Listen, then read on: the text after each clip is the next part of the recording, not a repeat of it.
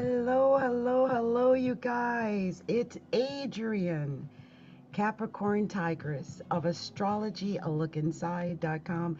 I am coming to you. I needed to do something, anything, um, on the full moon, and I have 5 minutes.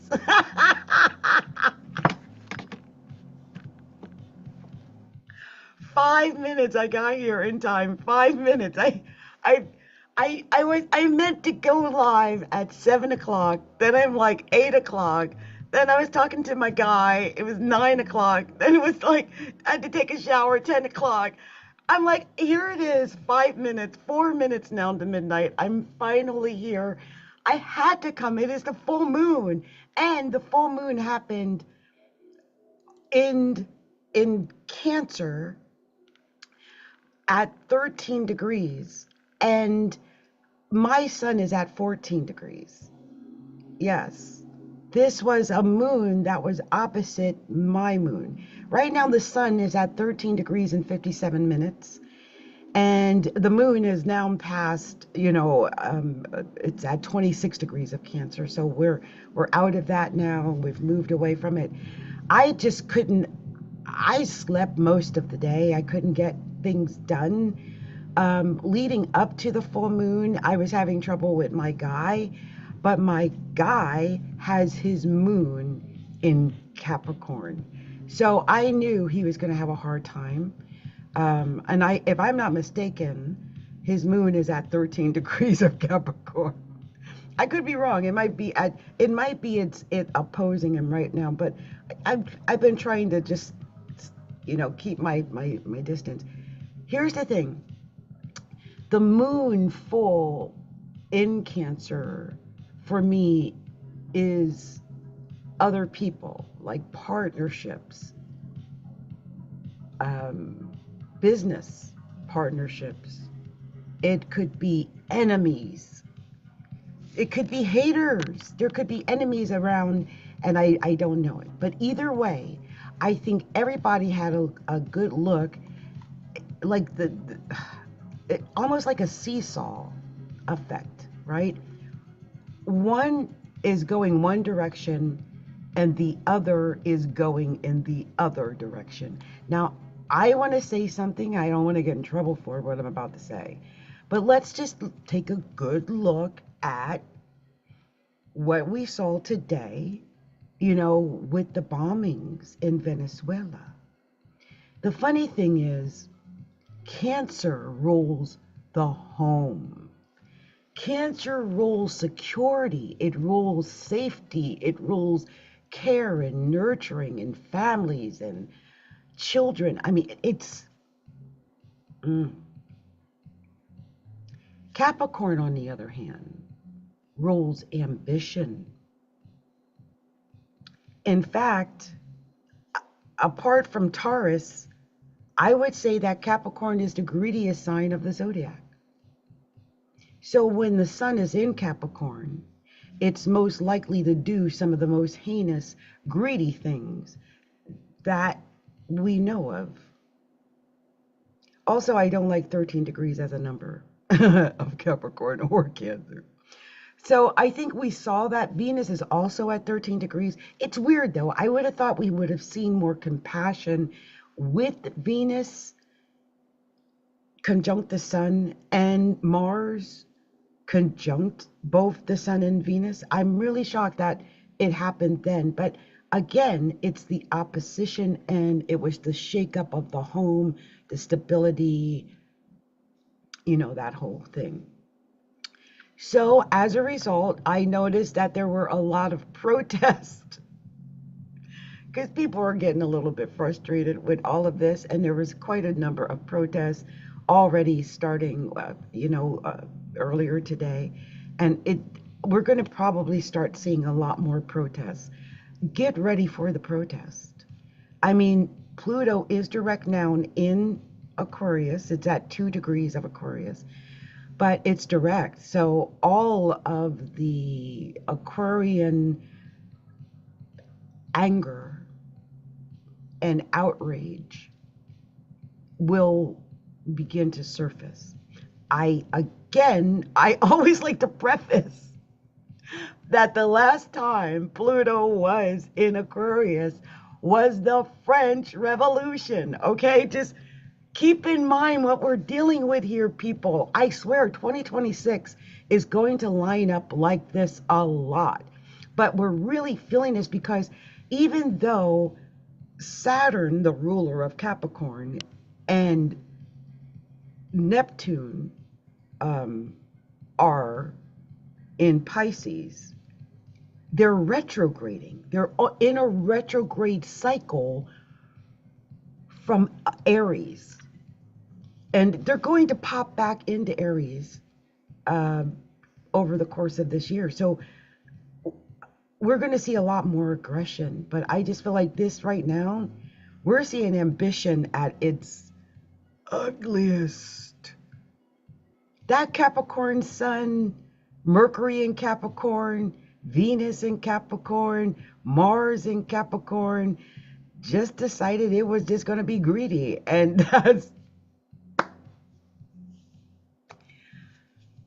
that's what we saw. I mean, the North Node's in Pisces retrograding at 10 degrees on my Jupiter right now. Whatever I'm doing is going to be profitable in some way or lucky. But I had to just come and talk about it because, well, Capricorn does see the big picture, and Mars is in Capricorn. And if there's ever a time when there could be something that's motivated by greed and ambition, this would be it. I'm telling you, there's strategies going on. There are some things going on, believe me, that make me question a lot of things right now.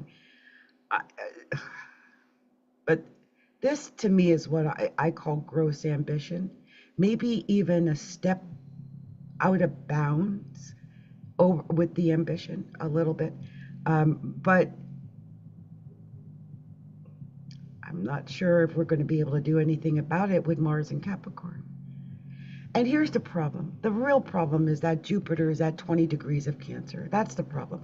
The luck, even though it's in Cancer, we should be in a much more compassionate, caring place. And although I see all the protests and I know that the compassion exists, when there's so much opposing it, there is very little luck, I think, with the home and stability.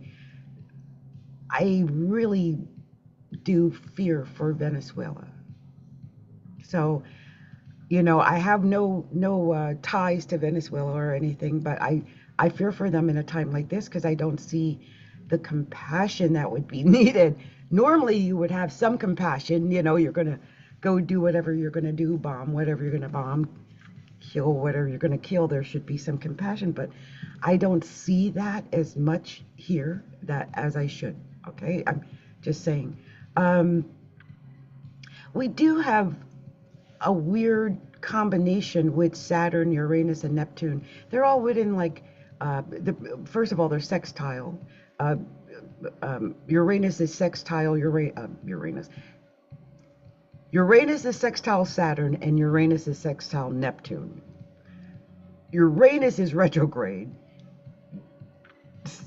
Saturn and Neptune are in a retrograde cycle. They're not retrograding now, but they're still in Pisces. They're moving forward back into Aries. So it's a weird time for them. And so these are weird sextiles. And it's Uranus. And again, when I think about Taurus, I'm thinking about stability. It's something shaky about the stability. See, we saw that shakiness with the stability. What we thought was, foundation. What you would never expect. It's done this way. It should always be done that way. This is the tried and true, or this is what the foundation is. But forget foundation. The foundation is cracked. The foundation is totally cracked, guys. And the weird part is that Capricorn is in agreement with everything going on with Saturn and Uranus. I mean, as far as water signs and earth signs go, they're all in agreement. But we're not even there yet. By the way, that's so weird. The moon right now is in a trine formation with Saturn and Neptune right now. At this very moment, at 26 degrees of Cancer, it's exactly trine Saturn at 26 degrees of Pisces. So there could be a moment of compassion, maybe. But I feel like there was an overstepping of ambition. Like that's what a lot of people are calling for impeachment, because it went beyond Congress or anyone else. It just happened. Now, maybe that's the kind of government they're trying to create. Is anyone else confused about what's going on with law, order, justice, politics, government, legal things? It's been iffy, shaky, nebulous. And I wonder how much of that is because Neptune has been in Pisces. And Saturn, if it was going to be restricting anything, well, that's in Pisces too. And Pisces is watery. It's very nebulous. And then Jupiter is also water. And it is supporting both Saturn and Neptune. So I don't know. I see a really shaky year. That's my opinion. I feel like once these Neptune and Saturn bounce back into Aries, all bets are off. All bets are off. Really. I think we're going to see a level of aggression, aggressiveness, militarism, authoritarianism. Right, what we saw this week was authoritarianism. That was like taking on that authoritarian role without the approval of Congress. That's what we saw. So I don't know how they're going to deal with that, but when the Sun and Venus and Mars and Mercury are all in Capricorn, you tend to get some authoritarians. Just saying.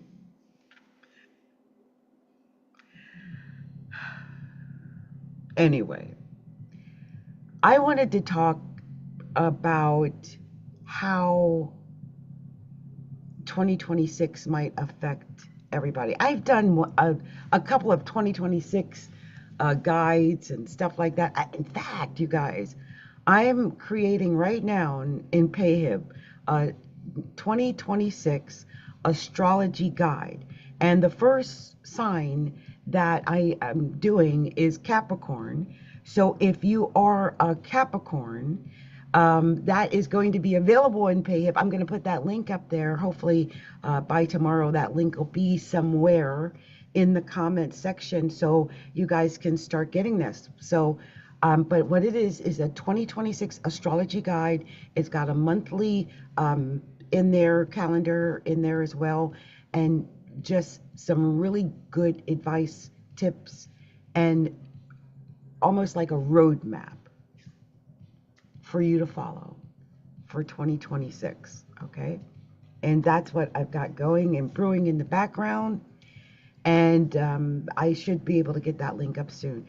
I don't know how this, coming into 2026 with this wolf moon, this Capricorn or opposing Cancer full moon, how that affected you. How did the full moon affect you? I know for me, I feel so bloated. I feel so bloated. And also I feel like I had some kind of weirdness with my guy, because the moon in Cancer is in my 7th house of partnership, so it was a little emotional in that area. Everybody is affected differently, and I'm just going to briefly give you my idea of what it would be like if you have your moon in a particular house. So let's say you have your moon, or this Cancer moon that we started 2026 with, because I feel like, yeah, it's going to affect you for 2 weeks, but what if what we just went through is going to affect you for the rest of the year, like just a coloring. So the coloring of someone who had this in their first house, which would probably mean you had Cancer rising, or your Cancer, I would think that you would experience a little bit of the bloating too. Because whenever I think about moon in the first house, I think about a big round face, okay? So whenever you're watching this video, this is a evergreen video. If you've got Cancer first house, you've got moon in the first house, most likely it's bloating or a big round face. A lot of times the moon in the first house has a really moody personality, but sometimes they have a happy personality. Like I always think of the little moon face when they're smiling, like just a little.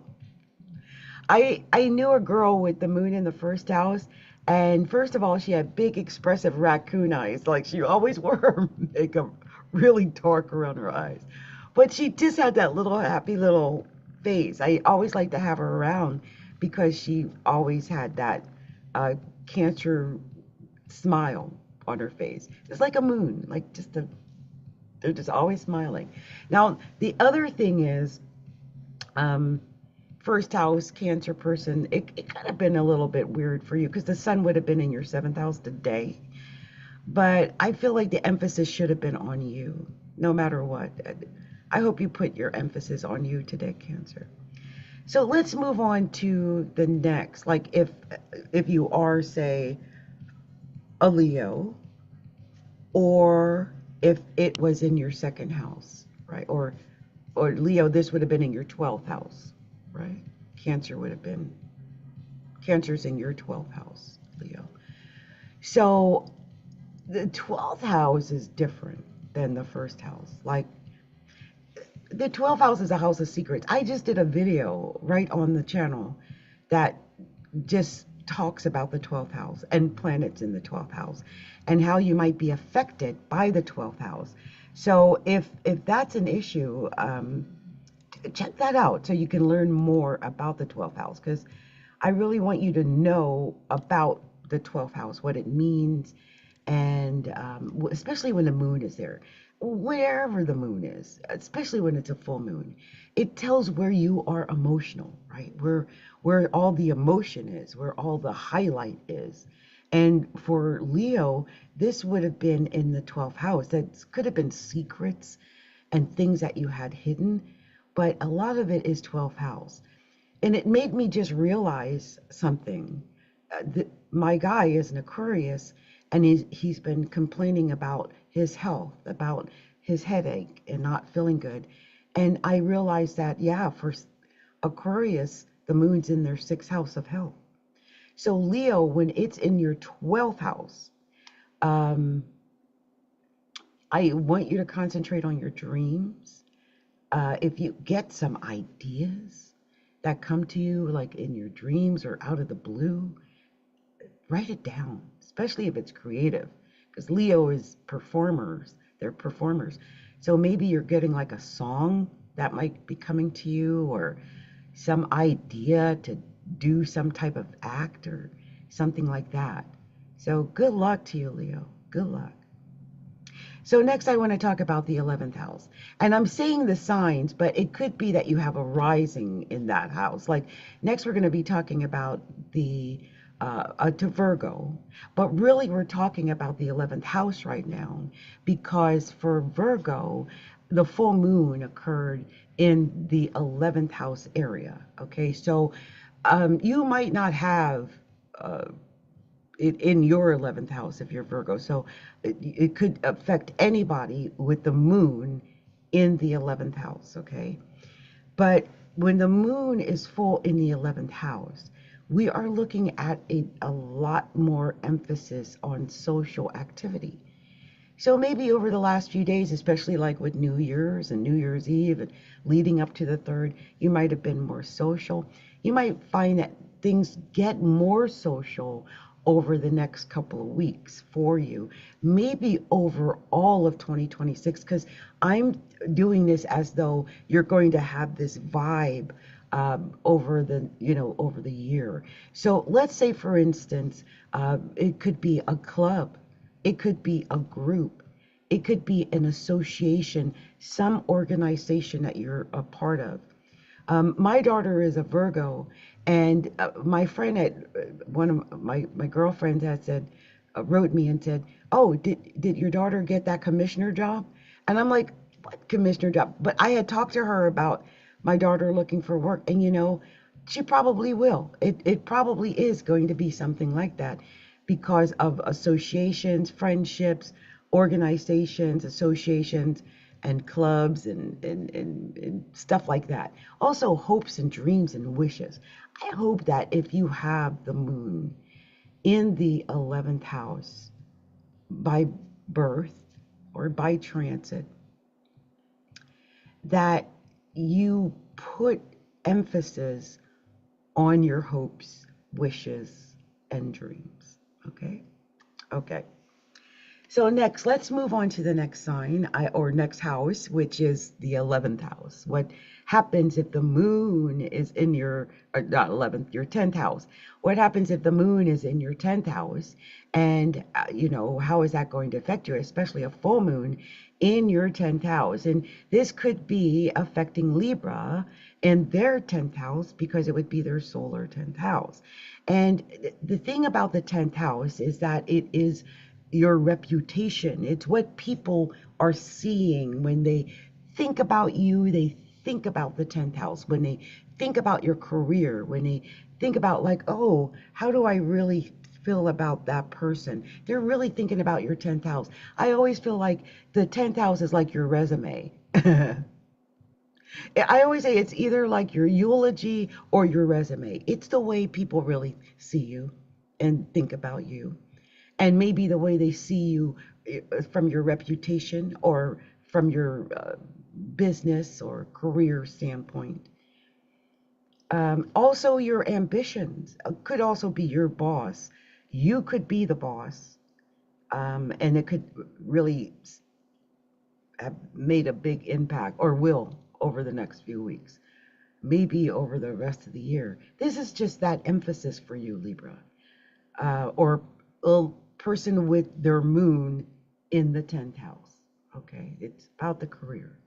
Got the moon in the 10th house, especially that Cancer moon. That Cancer moon hit your 10th house. That's a lot of emotion in the 10th house. That's a lot of emotion around the career. So let's move on to the next sign. The next sign would be the sign of Scorpio, but we're talking about the 9th house in general. Even though this is affecting Scorpio, the full moon in Cancer is affecting their 9th house. I want everybody with the moon in the 9th house to really take a listen to this, because when the moon is full in the 9th house, or when the moon is in the 9th house, or if there's emphasis or moon in the 9th house in the natal horoscope, we're looking at a lot of emotional and security connected to things like police, uh, government, travel, education, higher, like schooling, education, the God principle. It could be church, maybe religion of some kind. It just could be your philosophy. One of the things I always talk about is that the 9th house is dogma. Dogma. What in the world is dogma, right? Dogma is when you believe something so deeply, it may not even be true, but you have believed it so deeply, so fervently, that it become your dogma. I always think about MAGA when I think about dogma, They got this crazy belief system that only they believe because they have to believe it to make some of the things fit. But that's their dogma. It's their belief system. It's what they picked up. I don't believe that way, so I see through it. And that's the weird thing about dogma. You don't realize that you're being dogmatic. You're pushing your belief system onto other people until someone brings it up to you. That's why, like, I don't get upset if I don't have a lot of followers or a lot of viewers with my astrology. It's because, one, not everyone believes in astrology. Two, not everyone wants to hear about it or talk about it but it's one of those things. Some people just don't believe it, period. They really take offense to it. And I realize that. So I do what I do with that knowledge. I do what I do with that knowledge. So you might be in that situation if you have your moon in the ninth house. Something brought attention to that area when the moon is full by transit in that ninth house. Now, it could be that you are a Scorpio, and so it was just highlighting the ninth house. But you could have been born with the moon in the ninth house, and you're listening to this. And so you might have had a run-in, say, with the police or with, I don't know, government or religion or travel. Some people have been traveling because it's the holidays. You might have had to go through that. There's a lot of ways this could have manifested, especially when you're talking about the God principle and, you know, foreign affairs. It could have been anything, considering that we're in a war right now. So I just want Scorpios to be extra careful, with the ninth house and the dogma. Like, sometimes we have a belief system and we're so staunch on it. Like, we believe it so thoroughly, and we don't realize that not everyone thinks the way we think. And so I want you to be cautious of that right now so that, you're not stepping on toes or causing arguments. Okay. So let's talk about next is Sagittarius, or in this case, we're going to be looking at the eighth house. Now, the funny thing about Sagittarius is the natural ruler of the ninth house I was talking about. So they're more than likely to be the person that opens up their mouth and starts the argument over the dogma, over the belief system. But the funny thing is, when the moon is highlighted in the eighth house, it goes deeper than just the belief system. The eighth house is the deepest house, I think, other than the 12th house. I spend a lot of time on the 12th house because I do think that house is deep. But the eighth house is also very deep. It's a lot of karma connected to the eighth house. And a lot of people don't talk about it, but there is. It is the house of Hades, the house of Pluto, the natural house of hell. Right? People don't talk about that. But it is the house that deals with things like sex and death and taxes and money, usually other people's money, or some money that you expect to come in every month, Saggy.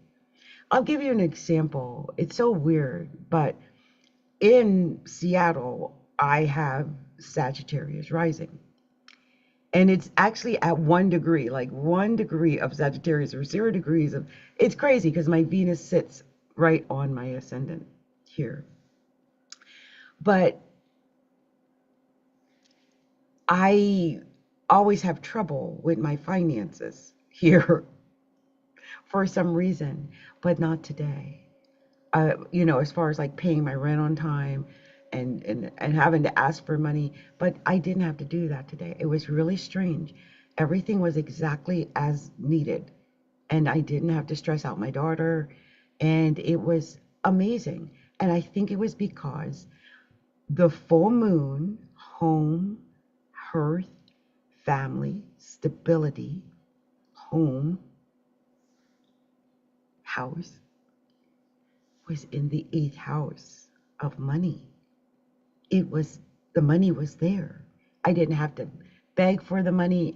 Didn't have to look for the money. I just went to the bank and there it was, ready for rent. That was an amazing feeling. I usually have to do a lot of hustling to get my rent. And I thought, wow, it feels really flowy.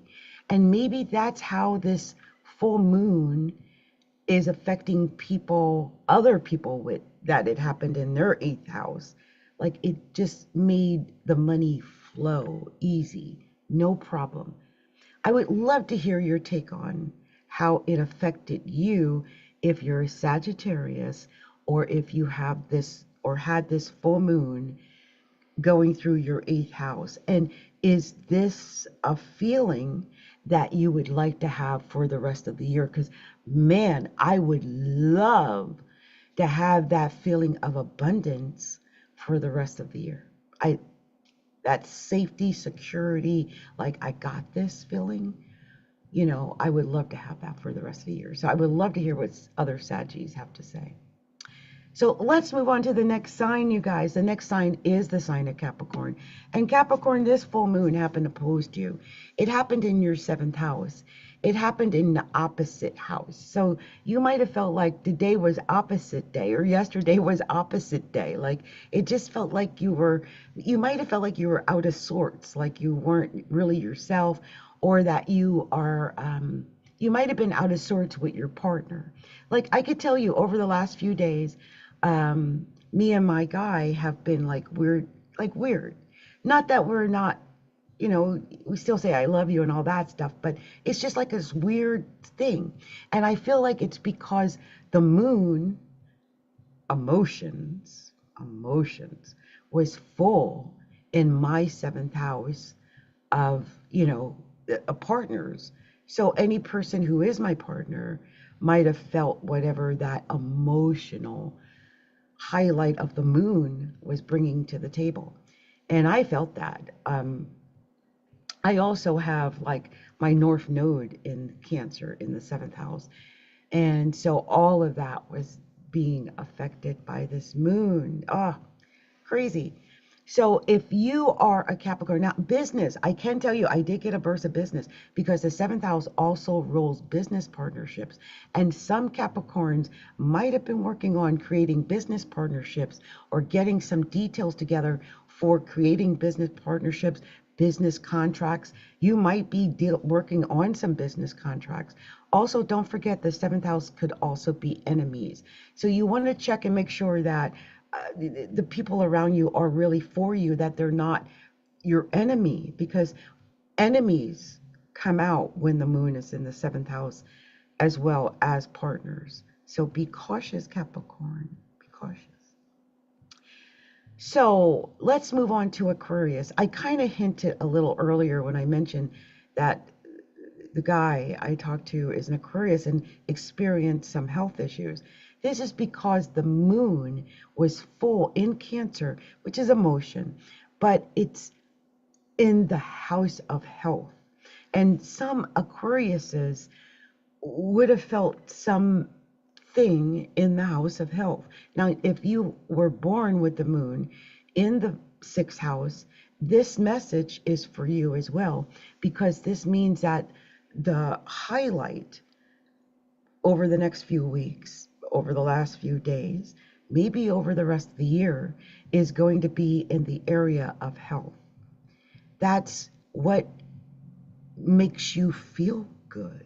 That's what makes you stay alive. So I want you, Aquarius people, to put a lot of emphasis on health. Even if you're not an Aquarius, but you just have the moon in the sixth house by birth, this is the time, the next few weeks, maybe over the next year, to put that emphasis in this area, in the house of health. I think I've got my progress moon in the sixth house, and so I am going to put more emphasis in my health. But if you're an Aquarius, definitely do this. If you got Aquarius rising, definitely do this. If you were born with the moon in the sixth house, definitely do this, because this was a Cancer full moon and it would definitely affect you emotionally whatever this is. Now, what does Cancer do? Cancer's like sweets. They One of the things I notice about Cancer in the sixth house is it tends towards swollen legs and diabetes and slow blood. So you want to make sure you drink lots of water, maybe some lemon water to rinse out, any sugars or buildup that might have happened over the last few days or what might happen over the next few weeks. And I want you to be careful about this sluggishness, about the sweets, the goodies, the eating, good home cooked food um, for the rest of the year. Okay? All right, Aquarius, I'm talking to y'all. That home cooked food, right? You know what I'm talking about. Sometimes we can overdo it with the meat. We can overdo it with certain things, and then that can affect our heart or our blood pressure. So we want to really take care of it. Also, if you've been going through any physical ailments, go see a doctor. Please see a doctor. I just feel like it's just one of those times when you need to take care of yourself, okay? Okay. So let's move on to the next sign. The next sign is the sign of Pisces, but this could also just be dealing with the fifth house. If you were born with the moon in the fifth house, this is for you. If you have the moon, say, progressed in the fifth house, this is for you. And if you are Pisces or you have Pisces rising especially, this is for you. Why? Because this full moon happened in Cancer that affected your fifth house. The fifth house is I love the fifth house. To me, the fifth house is the best house. Why?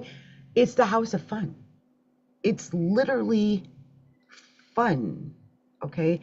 So for some Pisces, one of the things I'm thinking you're going to have to look out for, um, especially over the next couple of weeks, but is maybe too much fun. Like, it's a lot of play. It's a playful house. It loves to play. It loves to have fun. It loves to dance, to party, to go to parties, to hold parties, um, to date. This is also the love and romance house. So if you're Pisces, you might see a lot of love and romance in your life over the next few weeks or over the next year.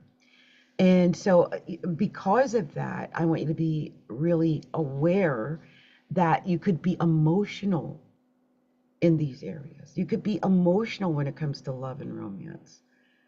I mean, I know what that's like, being overly emotional. I have my progressed sun in Pisces, and I'm so emotional in my little relationship. I'm so emotional over everything. And so I feel like other Pisces, I want you to be cautious over this, because I know over the last few days I've been emotional. I was literally in tears yesterday crying over something we were talking about. I don't know. Right? So this is something that how it could manifest for you as a Pisces, that it could manifest in tears coming out. It could not necessarily be negative tears. It could be happy tears. I mean, it's romance tears, right? It's something to do with the romance, the courtship, the dating of what's going on with you. And also it could have something to do with children. And this is especially so because Cancer is the sign that rules the mother, the breast. The breast in astrology are ruled by Cancer. So this is all about mothering and nursing and children and babies. And, I always tell people when the moon is full in the fifth house, unless you want to be pregnant, watch out for being pregnant. Okay? Unless that's what you want, you must take all precautions to make sure that's not what you get, because that's what you'll get. I'm just saying. It's just that time. Okay. Also, gambling. The fifth house is also gambling. So if you feel like you want to take a chance, like, I want to take a chance on this romance, I want to take a chance on this guy, I want to take a chance on this life or on this trip or whatever it is. If you're a Pisces, take that chance, take that leap, make that move right now, baby. That's what you need to do. Okay. So let's move on to the next sign. The next sign would be the sign of Aries, right? Aries. I don't even know where we started. Where did we start with this? Did we start with, where did we start with this whole thing? Did we start with Capricorn? Where did we start? I think we started with Capricorn. I think we started with Capricorn. Anyway, we're on Aries. I don't even know where we are. We didn't start with Capricorn. Where did I start? Cancer. I think I started maybe with Cancer. Lord, I didn't forgot how far. Anyway, we're going to do Aries right now because I don't know if I did Aries. Aries, this would be happening in your fourth house. And the fourth house is the house of home and family. Home and family. The funny thing is that the fourth house is the natural house of Cancer. So I feel like for some Aries, there would have been a lot of emphasis in your home life. A lot of emphasis on like furniture, clothes, housing, food, eating. Some Aries might even be concerned about food or, comfort and security. The fourth house is our security. It's our home. It's our stability. It's our foundation. Like without the fourth house, without the foundation, everything is for naught. Like what can you do without a home, without a family, without, with a place to go to lay your head at night? And some Aries might be going through a situation where either that might have been shaken up or you're looking for a new place to live. Something might have happened there. I don't know. I just know that Cancer is naturally square Aries, and that there is most likely, if you are an Aries, Aries rising, progressed Aries sun, progressed Aries rising, if you have the moon in the fourth house, like I have a Taurus moon, but I have my Taurus moon in the fourth house at birth. So I'm going to listen to this message when I listen back because it could have affected my fourth house. Now, luckily, I know for me, Taurus is sextile Cancer. And I talked about it earlier, how I was able to pay my rent. It just flowed. And that's because that Cancer and Taurus flows. Cancer in Aries, however, doesn't flow as well. And so if this is about if you have an Aries moon in the fourth house, it might have affected your life completely different. I would love to hear if you have an Aries moon, if you are an Aries, Aries rising, if you have the moon in the fourth house, if you have your progressed Aries or progressed Aries rising. I like any of those things. I would like to know, how is your home life? Like, how's your home life? How's everything? Like, is everything going smoothly? Is everything okay? Or did you have something that happened, like I mentioned, with being able to pay my rent with ease, no problem? Just really a strange thing. I haven't had that happen in several years. Like, I've been struggling for several years to pay every month. It's like begging my daughter for help, and I didn't have to do it, and it was just weird. So let me know if you've got a fourth house moon, or if this full moon affected your fourth house, because I feel like it probably affected you over the last few days. It will definitely affect you over the next few weeks, and it could possibly affect you over the rest of 2026. So let's move on to the next sign, and that would be, we just did Aries. We're going to do Taurus. Taurus, this is happening in your third house. And the third house is a house of communication. Now, this would be for Taurus, Taurus rising, progress sun in Taurus, progress Taurus rising, and anyone with a Taurus moon, like myself, or you have your moon in the third house. Listen to this message. You might have been born naturally with the moon in the third house, and so I feel like this is also a message you should hear.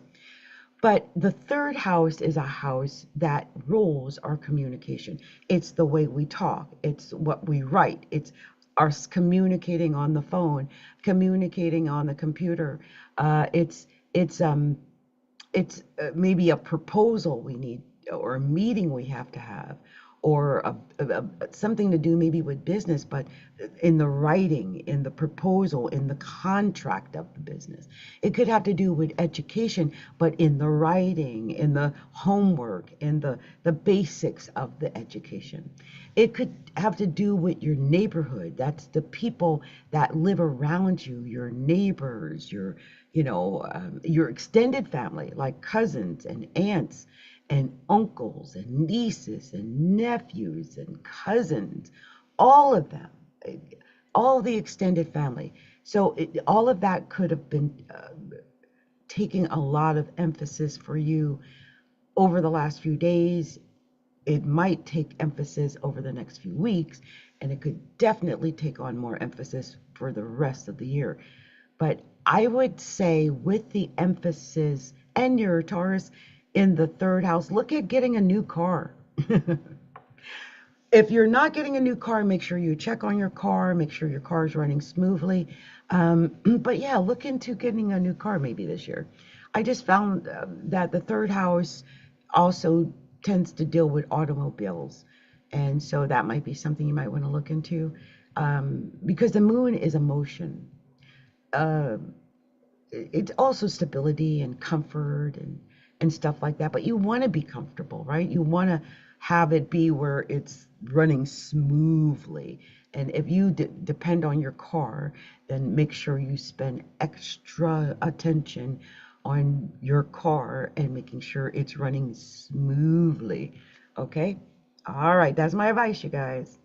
So let's move on to the next sign, which I think is the last sign, because I must have started with Cancer, I think, right? So this would be the sign of Gemini, and the house we're talking about is the second house. So you could be a Gemini, Gemini Sun, Gemini Rising, progress Sun in Gemini, progress Rising in Gemini, or you could have your Moon in the second house, or you could have this transiting moon, or in general your natal moon, in the second house, right? This would have been Cancer in the second house. Maybe you even have a Cancer moon in the second house. This would be for you, okay? If you have your moon in the second house, if it's a Cancer moon in the second house, anybody with the second house emphasis, this Cancer or this Gemini, or Gemini in the second house, Gemini moon in the second house, all of that, okay? Okay. So the second house is money. First of all, it is money, but it's different than the eighth house money. The eighth house money is the money that you're getting from other people. The second house money is your money. That's the money you've got in the bank. That's the money that you can spend. That's the money that you might want to spend on food, on clothes, on, perfume, on new shoes, on furniture, getting your hair done. For some reason, whenever there's emphasis in the second house, the people, especially when the moon is there, you just want to spend that money. You get an emotional high from spending the money. Your moon, the emotions, are tied to spending the money, to getting the money. You might find that you become more obsessed. You might have been obsessed over the last few days. You will definitely be more obsessed over the next few weeks. And you might find that you are more obsessed over the rest of the year about money. How much money do I have in the bank? How much am I worth? How much is this item worth? Can I afford that? Does this make me look rich? Should I get that new car? Do we need a better place? I want some new furniture. Can I get that outfit? I'm telling you, the second house is a whole thing. I know because I have a Taurus moon. And a Taurus moon is like having the moon in the second house. And so I know we're constantly thinking about stuff. Stuff. This is the stuff house. The hoarders. Hoarders have moons in the second house. Hoarders have full moons in the second house. So, you might have to watch out for that over the rest of the year, like hoarding stuff, buying stuff when you really can't afford it, or buying stuff because it's in, or because it makes you feel good. Think about emotionally why you're buying, because this is emotional buying. We're talking about the moon. So I concentrate on the emotional reasons for why you buy. And when you concentrate on that, you'll be able to navigate and hold space for this moon in your second house. Otherwise, you might go hog wild. Another thing I've seen too, and I'm not saying it's you, but a lot of people, they want to prove their worth. Like, am I sexy? Am I sexy enough? And they might do a little bit more, a little bit much when the moon is full in the second house, because it's what we have to give, right? And some people want to give in that way, in a sensual way, because the second house is sensuality. It's ruled by Taurus, Venus. All Venus things, it's a greedy house. The second house is the most greedy house. It's the house of greed. So you might experience that greediness. I want. And you might be going through I want right now, but you need to watch out for it over the next few weeks, and definitely over the rest of the year, I think. You might want it, but should you necessarily get it? And that's the question you got to ask yourself. Anyway, this has been my ghetto version. I don't not ghetto, but just me. I know AI, just me talking about how I think and feel about 2026, and how I feel like we're going to be affected, how the signs, the houses that are going to be affected by us coming into 2026 with this full moon in Cancer, of all places. I hope it brings more compassion. I do. I feel like I pray for more compassion for our nation, not just America, but all over the world.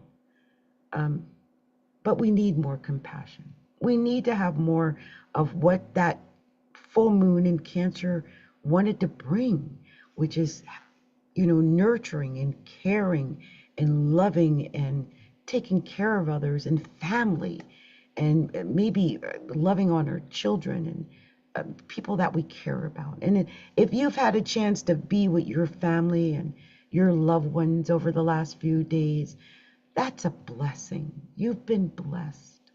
Hopefully you'll have more of that over the next 2 weeks, and hopefully over the rest of the year. Anyway, you guys, this has been Adrienne, Capricorntigress of Astrology, A Look Inside. Much love, much light, many blessings. Happy New Year's to you, your loved ones, and may 2026 be a hell of a lot better than 2025. Just saying. All right. Much love to you. Blessings. Bye, you guys.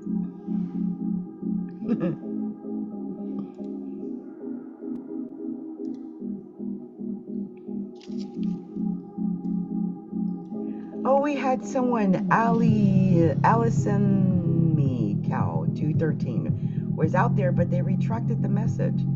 I wonder what it was that they said. Much love to anyone who did watch the show tonight. Many blessings to you.